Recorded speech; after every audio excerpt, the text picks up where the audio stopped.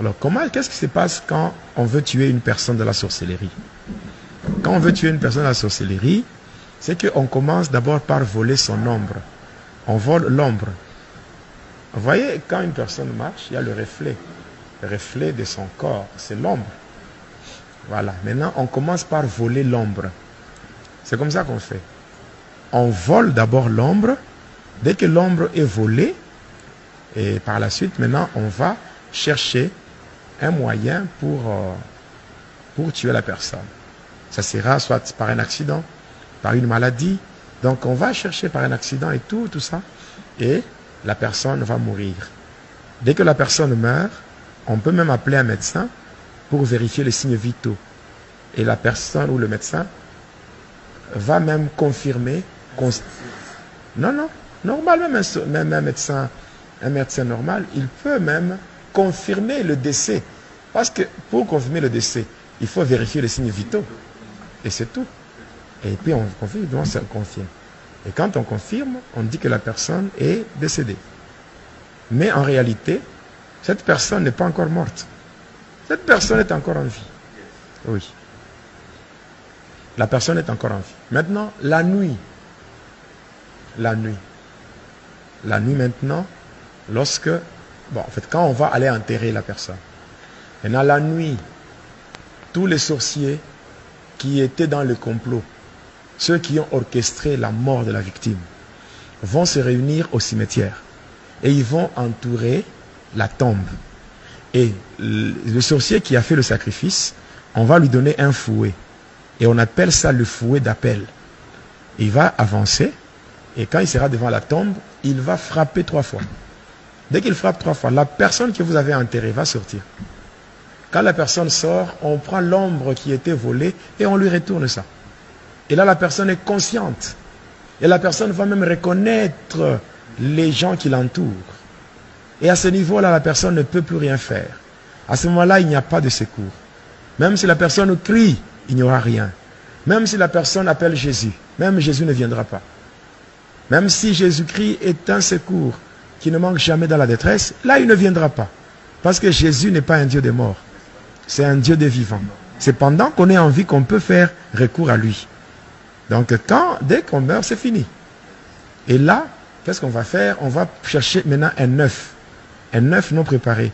Et on va l'écraser sur la tête de la personne afin de rendre sa conscience stérile. Après avoir fait cela, on va utiliser un objet qui ressemble à un malaxeur. Donc, il y a une boule d'un côté. On va frapper au niveau de la nuque. Quand on frappe, c'est cette fois-là maintenant que la personne va mourir. Maintenant, avant cela, si la personne qui l'avait sacrifié avait besoin de l'utiliser, soit au champ, à la pêche, là on va le laisser.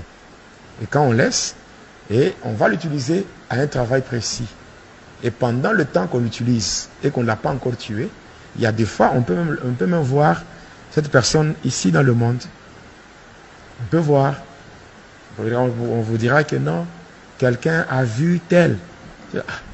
Et la personne qui a vu d'aller aussi voir d'autres. J'ai vu tel. Mais non, celui-là, la personne dont tu parles, cette personne est morte il y a longtemps, on l'a déjà enterrée. Cela veut dire que cette personne, on l'a déjà enterrée, mais on ne l'a pas encore tuée dans la sorcellerie. Et c'est lorsque la personne va se fatiguer par rapport au travail qui lui a été donné. Quand la personne se fatigue, c'est là qu'on va encore ramener pour frapper et tuer et manger. Comment? Dans le cercueil. Il n'y en a pas?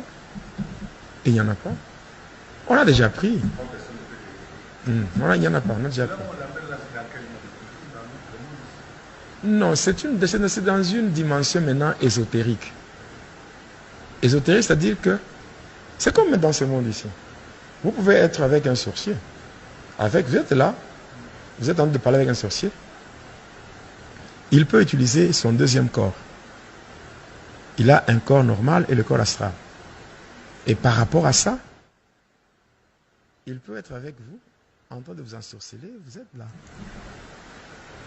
Voilà.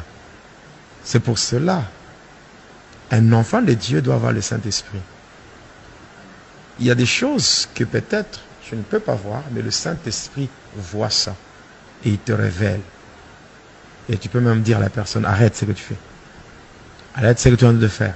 C'est le Saint-Esprit qui vous a révélé.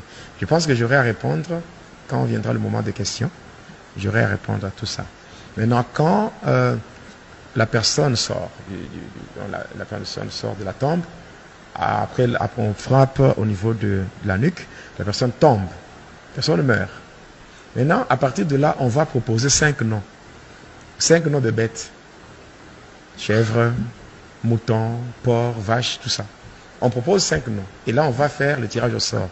On tire au sort. Si ça tombe en une chèvre, là, on va prendre le cadavre qui est là. Maintenant, on le transforme, ça devient une chèvre. Et maintenant, on va dépecer. Quand on va dépecer comme ça par le bourreau, on va maintenant appeler les femmes de cimetière et les mamans sorcières. On va leur donner ça. Et elles vont maintenant rentrer dans le monde des humains, vendre ça dans des marchés. Oui. Vendre ça dans des marchés. Et le reste, le sorcier mange là-bas. Maintenant, quand elles rentrent avec ça, elles vont vendre ça au marché et mettre sur leurs étalages au marché, non? Et maintenant, sur leurs étalages, il y a une main. On appelle ça la main d'appel. C'est une main qui est invisible aux yeux charnels. Mais quand vous entrez au marché, elle fait ça. Elle vous attire. Et vous allez là-bas, vous payez, croyant que vous avez payé la viande de chèvre ou la viande de bœuf, ou la viande de bœuf. Et cependant, vous avez payé la chair humaine. Et vous rentrez avec ça chez vous, vous mangez. C'est comme ça qu'il y a des possessions démoniaques, il y a la régression dans la foi, il y a l'incrédulité qui s'installe. Donc, il y a toutes ces choses-là, des maladies incurables, c'est passant par ces choses. Il y a des fois, on prend le sang humain, on transforme, ça devient de l'huile de palme, on amène dans le marché et les gens achètent. Les gens achètent ça. Il y a des fois, les sorciers transforment les doigts des cadavres, on transforme ça, ça devient des gros frétins. On amène dans le marché. Donc, il y a beaucoup de choses qui se font. Il y a des choses qui se font, on peut transformer, on transforme beaucoup de choses. On peut prendre l'eau, c'est-à-dire, on peut prendre un cadavre, on le laisse pendant 4 jours. Et quand le cadavre commence à se décomposer, le corps commence à sécréter un liquide. Et ce liquide-là, on le prend et on commence à vendre sous forme d'huile, ou bien on donne ça aux sorciers qui ont de boulangerie, les mamans qui font des beignets, on leur donne, ils mettent dans l'eau pour faire la pâte, tout ça, faire le pain, le beignet, tout ça. Et les gens achètent, hein, ça attire les clients, tout ça. Les gens achètent sans savoir ils mangent quoi. Et tout ça. Donc, cette même eau est donnée aussi aux faux prophètes.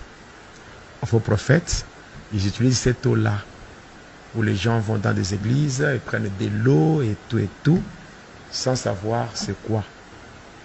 Et quelqu'un dit, moi, je suis allé avec des... Eux ne peuvent pas faire la magie. Parce que c'est comme, un exemple, un magicien fait la magie, il exécute son travail, il fait une démonstration, un numéro, il prend un petit caillou, il met dans sa main.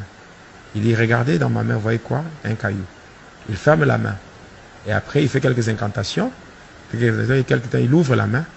Il dit, mais regardez, qu'est-ce que vous avez vu? Il y a maintenant un bonbon. Les gens voient que c'est un bonbon. Mais qu'est-ce qui se passe? Qu'est-ce qui s'est passé? Entre le magicien et le spectateur, il y a un voile d'aveuglement. Quand il ferme la main, il y a un démon qui vient avec un bonbon. Lui, il ouvre, vous ne voyez pas. Le démon change, il met le bonbon et il prend le caillou. Quand il ouvre, il vous montre ça, il ouvre, donc il enlève le voile. Vous regardez, vous voyez qu'il a fait la magie. C'est ça. Donc, un faux prophète, un faux serviteur, vous lui amenez votre bidon rempli d'eau. Pendant qu'il est en train de faire la prière, les démons déversent tout. Et on remplit avec de l'eau qui vient de cadavres en décomposition et on vous donne. Et vous rentrez avec ça et il y a des problèmes qui arrivent. Vous buvez, vous aspirez dans la maison, vous mélangez.